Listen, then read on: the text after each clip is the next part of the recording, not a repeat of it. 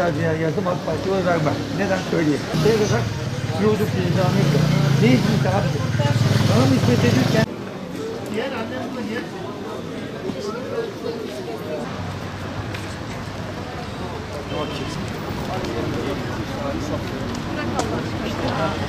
Yani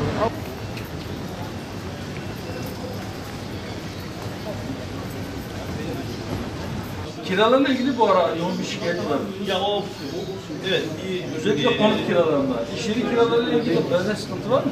var tabii ya yani esnafın hali ortada tabii ki. Ama biz memnunuz. Şimdiye kadar çıkıyordu. Bina el değiştirdi. Sattılar binayı. Şimdi çıkacak. Binayı yıkacaklarmış herhalde. İşte bu. Bunlar da Rapor duydum. Sen nasıl? Allah aşkına. Allah da yesin inşallah. Amin. Tamam. Dükkanın kira mı yoksa mülk? Yok mülk yapalım. Mülk. İyi. O zaman sen sıkıntı çok olmaz inşallah. İnşallah. Hüdapar'ı duydun mu? Hüdapar. İşler tekeri döndürecek kadar var mı yoksa zorlukta da sıkıntıda da elhamdülillah biz şükür. Yok ben genel anlamda söylüyorum. Genel anlamda ekonomik olsun. Evet. Ekonomi dışında da yolun bazı. Maşallah kalabalıksınız ya. nasılsınız? İyiyiz elhamdülillah. Hoş geldiniz abi. Bir halinizi soralım dedik. Allah razı olsun. Haliniz, ahvaliniz, işiniz nasıl? Elhamdülillah. Allah bugünlerimizi aratmasın. Amin amin. Rabbim yarınımızı bugünümüzden hayırlı getirsin inşallah. Amin inşallah. 4 lira satıyorum, ben hesabına kar ettim. Bir sefere onu üretecek kadar ham maddeye ben neredeyse 5 lira alıyorum. Yani ham maddeye verdiğim paraya baktığımda o malı, ham madde artı enerji fiyatları sattığım fiyata üretemiyorum. Allah razı olsun. Çalışan mıyız? Patron. Hepimiz işiz. Hepimiz işiz. Allah kolaylık versin.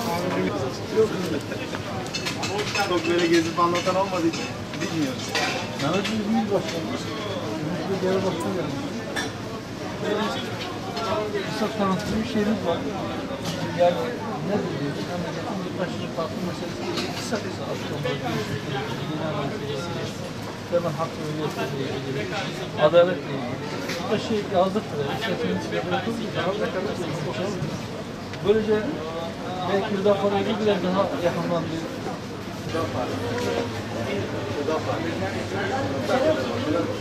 Benim size sormam lazım. Ya siz verirseniz abi. Ben şimdi senden ayakkabı satıyorsam satabilirim değil mi? Kendi kendine satamazsın. Ben kendi kendime oy vereceğim. Sen verecek misin? Hüdapar.